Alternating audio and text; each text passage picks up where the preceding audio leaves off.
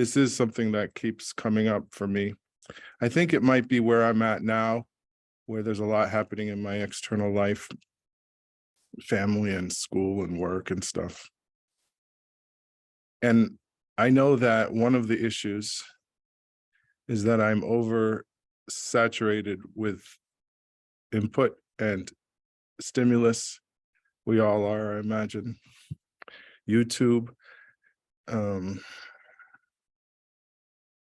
so many teachings, so many methods. But I just want to mention, just to say out loud, how many even self-inquiry, quote unquote, methods there are. And it's not really a method, which is perhaps why there's so many methods. But particularly, like I have ADHD, adult ADHD, which is a thing. It's, you know, as I say, there's infinite ways to divide a circle. So ADHD is a label that you can put on something, and it's an artificial way of delineating certain ways of thinking. But I do know just in other things that my problem is choosing, like more than most people. Like I will have a hard time picking. And so I think that carries over, at least for Demetrius, to even self-inquiry processes. And I think that there are many times, particularly when I'm trying to go from a Rudrasic sort of day, and I feel that I'm probably being inefficient sometimes because of all the choices, particularly, you know, the sort of verbal method. To whom is this appearing? To me.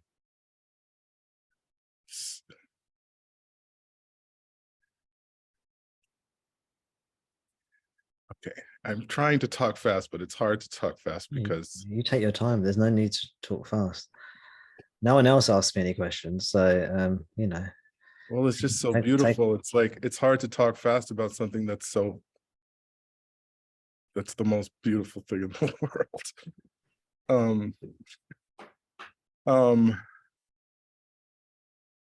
Yeah, so there's that, and then there's Michael Langford with his militant school of awareness, watching awareness.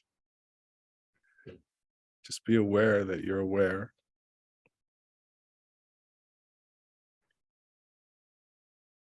So I know that those things are not different. I know that they're and there's others that I could say that I go very serious, that I'm very serious about. But I cannot. I'm just wondering, is it going to be my path forever to just not be able to commit to a particular, to just, you know, then there's the Shruti, stick with there's so many, the Shruti note, the underlying note that's under all of this, blah, blah, blah.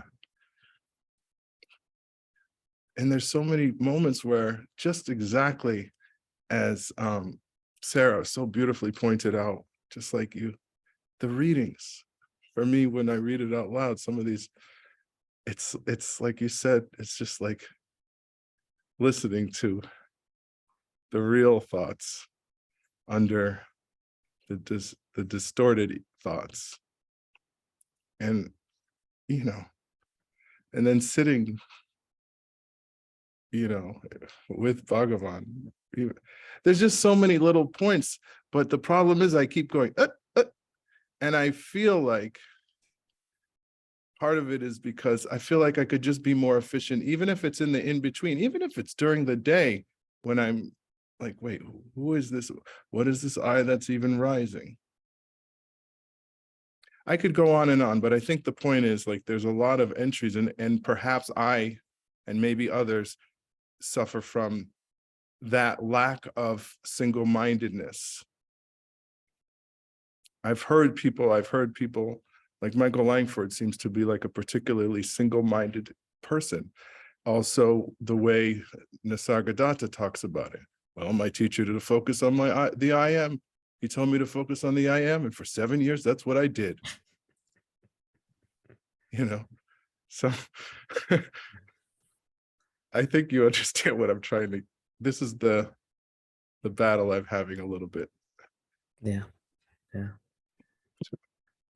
And you make a really good point that I hadn't really thought about in detail,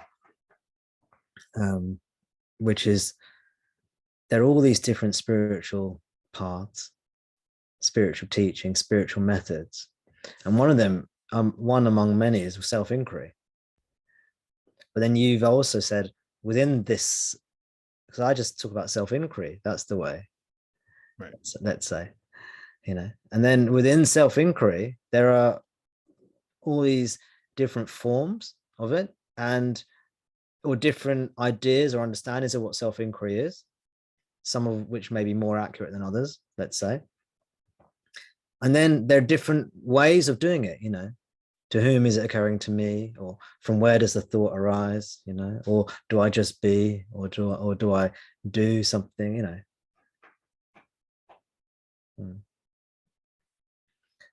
And then there's being with Bhagavan, being with God.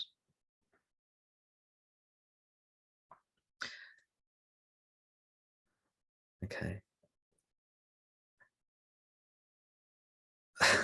I don't want to sound callous when I say what I'm about to say. I hope it doesn't. I hope what I'm going to say is helpful. When I mean that, I hope what I'm about to say is helpful. It's all illusion. All of that is illusion. All of that is illusion. Do I go this way? Do I go that way? Do I do method A, method B, method C? Am I not single-minded enough? Oh, I'm not single-minded enough. Michael Langford's single-minded, and you know. Please don't take offense. I'm not poking fun of you, Demetrius. Actually, I'm poking fun of our minds. You know, it was very. I can't think of, my words fail me, but it was very kind of you actually to say you have ADHD, to share that. But the mind, from a spiritual point of view, and I don't want to belittle diagnosis or the label as you put it, the mind is ADHD from a spiritual point of view. Okay. And I'm not saying everybody is experiencing what you're experiencing, because I'm sure it's more difficult for you, Demetrius, if you have ADHD. But everyone has that to a greater or lesser extent in terms of self-inquiry, in terms of trying to quieten the mind. That's what I mean. Do you see? And some people have it a lot of business of the mind, and some people have less. It actually doesn't matter. I know that might sound silly to say. It doesn't matter if you've got the busiest mind in the world. It makes no difference to self-inquiry. If you're trying to still the mind, yes, makes a big difference. You know? If you've got an incredibly busy mind that's going on at 1,000 miles per hour, 1,000 thoughts per second, 1,000,000 thoughts per second, and you've got somebody else who's got like 2 thoughts per second, 2 thoughts per minute, and your aim is to slow the thoughts down, well, it's probably going to be easier for the person who's got less thoughts to start off with, right? It's going to be harder for the person who's got huge velocity of thought. But this is not what we're trying to do. We're not just trying to still the mind. What does Lakshmana Sama say? He says it's the quest. We're trying to discover something. Whatever attributes you have, whatever physical attributes you have, whatever mental attributes you have, whatever emotional attributes you have, whatever other attributes you have, whatever attributes you have is perfect for self-inquiry. Perfect. Another way of putting it is, it doesn't matter what's going on in the body-mind world for self-inquiry. It doesn't matter if the body's in pain, the body's disabled. The mind is healthy, the mind is unhealthy, the thoughts are slow, the thoughts are fast, the intelligence is high, the intelligence is low, the morality, you're a saint or you're a sinner.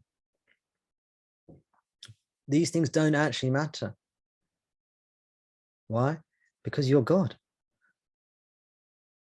You are He. You are Bhagavan already. You just have to attend to Him. Be with Him. In whatever way you want. It doesn't matter. Look what happened to me. I didn't even know I was doing self-inquiry. Only later, afterwards, in retrospect, did I start to piece together what happened to me.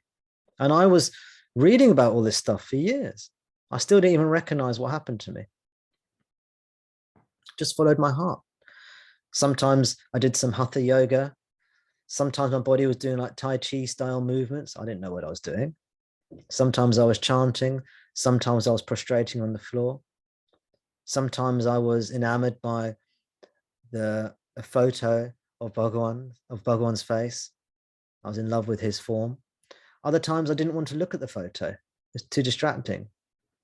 I just wanted to be in the heart, be within. Doesn't matter. Free yourself. Free yourself from the tyranny of having to follow this path, that path. Be yourself. Allow the body mind to do what it wants to do. You don't have to put it in a straitjacket and restrain it, try and tie it down. You have ADHD, have ADHD. Be blessed with it. If it's causing problems in your life, of course, address those issues. If you have a ADHD or a mental health issue or an emotional issue, whatever issue you have, if it's causing a problem in your life, then address that. But otherwise, embrace it. If it's hurting other people, if it's damaging other people, damaging yourself, damaging society, then sort it out as best you're able to. But otherwise, embrace it. Have ADHD. There's nothing wrong with that. It's not a detriment. It's not a disability when it comes to self-inquiry. Nothing is. Nothing is. What do we need to know God?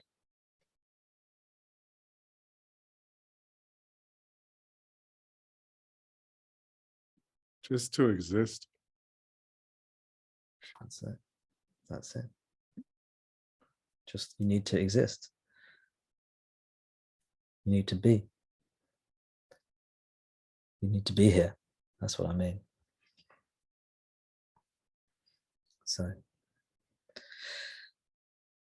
don't worry about, am I getting the right way? I'm getting the wrong way. None of that matters. All of that is illusion. All of that is illusion. There is no way that Demetrius can get to God. Yeah. There's no way any body, mind entity can get to God. At the beginning part of the teaching, earlier parts of the teaching, or maybe not beginning parts of teaching,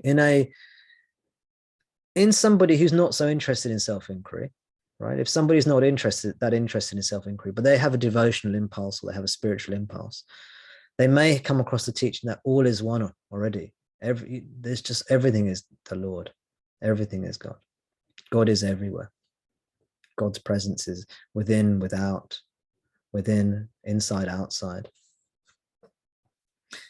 But if we start to become interested in liberation and actually discovering this truly for ourselves, rather than having some just kind of wishy-washy feeling, but still suffering, if we get fed up with it, just the wishy-washy feeling that there's God somewhere here, but I'm still suffering as a person, and we want liberation, then the teaching changes. The teaching becomes God is found within.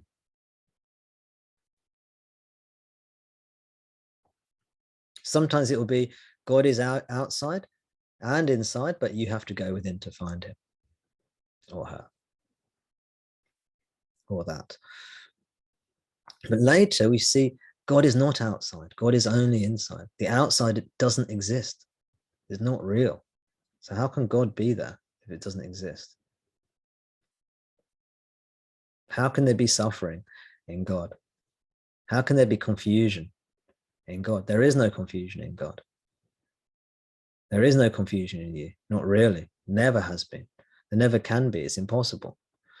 It's impossible for there to be any confusion, really. Any suffering, any negativity, any sin. How is it possible for God to sin? How is it possible for ignorance to occur? How is it possible for God to be ignorant? It's not possible, really. So when we talk about ignorance, it's not real. When we talk about indecision, it's not real.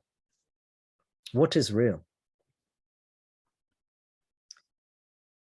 Well, we know this in our hearts. It's just what I am. So go to it any way you want.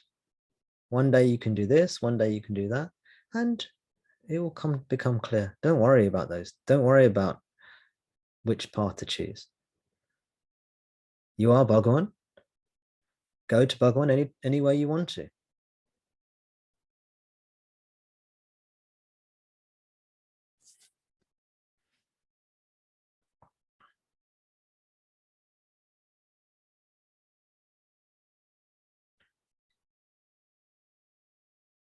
See how it goes, Demetrius, with what I've just said. And then by all means come back and say whatever you need to say. I really appreciate your sharing. Really, really appreciate it, just from the heart, you know. And I hope I don't come across as dismissive. The dismissiveness is to help you be dismissive of all this stuff. Yes, I can say these words, but you already know exactly. Thank you for answering. Thank you for allowing my mind to speak. And, you know, these words are the words that I am saying now, and those are words and words, words, words. So I appreciate you having patience with the words and just reminding me, giving me permission. You know, this is all just, it's just the mind talking. Yeah. Yeah. Thank you.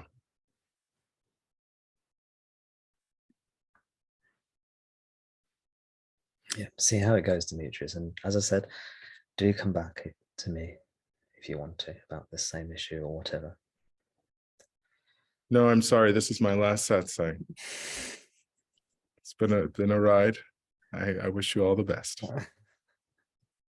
Turning my camera off now. Now I want that Michael Jackson impression now. Right now. Oh my gosh. That was good. That was good.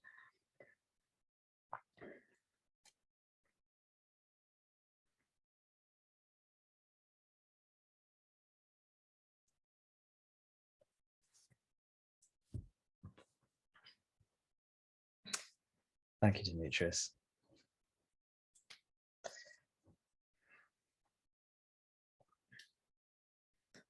It's always such a blessing to have you in the group. Oh, such a blessing. Such a blessing to have you here, Demetrius.